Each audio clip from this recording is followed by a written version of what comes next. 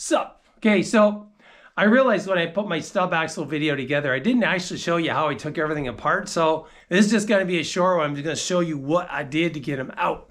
And that's it. Okay. Let's say your stub axle's like this, and you got to push it out.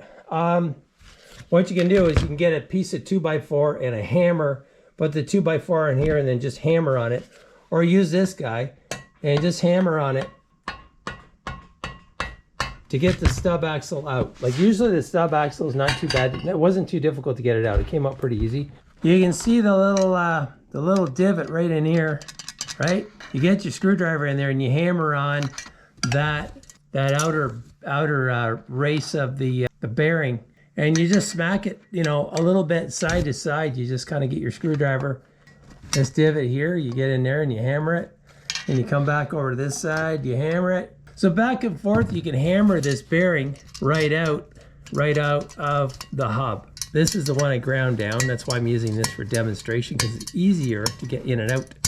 I would never be able to do this with a good bearing, right?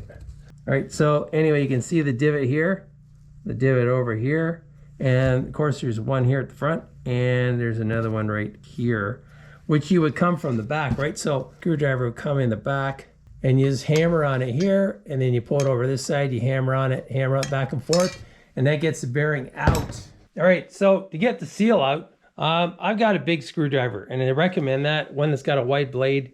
Like, this is old too, it's kind of worn down, so it's not sharp or anything, because you don't want a sharp screwdriver to pry this out. So you want to get it down underneath the seal and get it in there, and then you can just pry it off. And you go both sides as much as you can go around. I know when it's on the car, it's going to be a lot more difficult, but the only way to do it, you're probably going to be going from the bottom here, most likely trying to pry it, but just pry the seal. If you can get it from the top, just pry the seal. I'm not going to pop this out because I've popped it out once already and I hammered it back in, so I do not want to damage the seal, but it's very simple to do.